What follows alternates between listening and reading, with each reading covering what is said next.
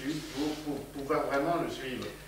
Mais aucun président américain ne veut dépenser de l'argent pour un truc de 2036. Hein.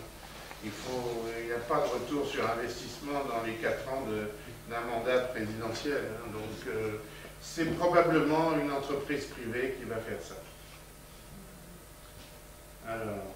Alors comme j'ai dit, un tel astéroïde, il fait que 300 mètres de diamètre, ne peut pas détruire la Terre, mais provoquera d'énormes dégâts. J'aime beaucoup ça. C'est de l'humour tout à fait anglais que je me suis permis de traduire. Bon, voilà une liste de... Ah oui, pardon, excusez-moi. C'est marqué, c'est un reporter qui se réjouit à la télévision. Dû à un changement d'orbite, l'astéroïde qui devait nous frapper aujourd'hui ne le fera pas avant lundi. La bourse s'est envolée à cette nouvelle. Ah bon. Bon, voilà les plus risqués.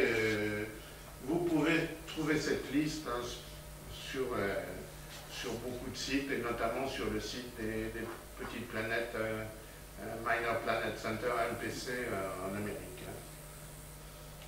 Alors, bon, en 2880, c'est un peu plus sérieux. Là aussi, restez chez vous. Hein. 2880, vous préviendrez les enfants de vos enfants. Hein. Voilà. Bon. Alors, évidemment, au cours des millénaires, il y a eu un gros choc qui a donné naissance à une grosse extinction, une extinction de masse. Et on s'en est aperçu dans les années 70, qu'en étudiant en géologie, la limite entre le Crétacé et le Tertiaire, on s'est aperçu, ce sont des aires géologiques, on s'est aperçu qu'il y avait une bande noire dont la concentration était anormalement élevée en iridium. L'iridium, ce n'est pas un corps qui est très abondant sur la Terre. C'est un corps qui est surtout abondant justement dans les météorites et dans les astéroïdes. Donc on s'est posé la question, et ce sont les frères Alvarez qui ont déterminé qui ont remarqué que dans tous les coins du globe, il y avait cette couche d'iridium, et donc qui correspondait à peu près à la même date entre le Crétacé et le Tertiaire. Ils en ont déduit qu'un astéroïde, en gros de 15 km, avait percuté la Terre il y a 65 millions d'années. Alors, il fallait le chercher. Bon, là aussi, les scientifiques n'ont pas toujours la chance. Personne n'a voulu mettre de l'argent pour faire une recherche globale au niveau terrestre de ce cratère d'impact de 65 millions d'années. Et on l'a trouvé par hasard lorsqu'on a fait des recherches pétrolières dans le golfe du Mexique. On a trouvé, donc par des écho-radars, vous voyez ici, on voit bien l'impact, dans le Yucatan, près du village de Chicxulub, un cratère de 200 km de diamètre. On avait enfin trouvé le cratère de 65 millions d'années. Alors, qu'est-ce qui s'est passé? Lorsqu'il y a eu cet impact, il y a eu un nuage de poussière qui a entouré la Terre pendant des dizaines d'années. Donc le Soleil ne pouvait plus arriver jusqu'au sol. Donc, arrêt de la photosynthèse. Je vous rappelle, pour les jeunes, la photosynthèse, c'est ce qui nous fait vivre. Il n'y aura pas de photosynthèse, c'est fini. L'humanité, les animaux, en quelques générations, on disparaît. Arrêt de la photosynthèse, donc c'est ce qu'on appelle l'hiver nucléaire, il fait froid puisqu'il n'y a plus de soleil au sol. Les bestioles qui mangent des végétaux, comme il n'y a plus rien à manger, ils meurent. Les bestioles qui mangent les végétaux, ils meurent aussi. Hein. Donc il y a une grande extinction de toutes les espèces de l'époque. Quelle était surtout l'espèce dominante? Quelle était l'espèce dominante à l'époque? Les dinosaures. Donc les dinosaures ont tous disparu aux alentours de 65 millions d'années. Et heureusement, parce que qui est-ce qui a survécu? Des petits mammifères qui pouvaient vivre sous terre, dans l'ombre, à l'abri des forêts, etc. Et ce sont nos grands-parents. Voilà. merci l'astéroïde de 65 millions d'années. C'est grâce à eux qu'on est là. Sinon, vous seriez des dinos, je serais un dino, et on expliquerait la disparition de l'espèce humaine, peut-être. Voilà où se trouve donc ce cratère de Chicxulub. Alors, plus près de nous, s'est produit aussi, en 1908, un gros impact au-dessus de la région de la Tunguska, en Sibérie, une région totalement désertique.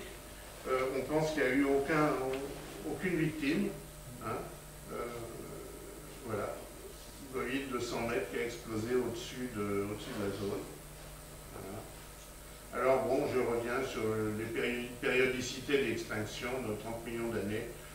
Voilà, c'est toutes les extinctions. Bon, c'est pas très intéressant. Je vous l'avais déjà dit ça. Donc il faut surveiller le ciel. Et voilà, pour surveiller le ciel, eh bien, il y a des télescopes automatiques maintenant. C'est facile. Hein. Il suffit de brancher. Ça étudie le ciel, ça compare les photos, etc. Et on en déduit la position d'objets pouvant être dangereux. Vous voyez ici au centre de l'image, un astéroïde. C'est comme ça qu'on détecte un astéroïde. Hein. Il se déplace par rapport au fond des étoiles.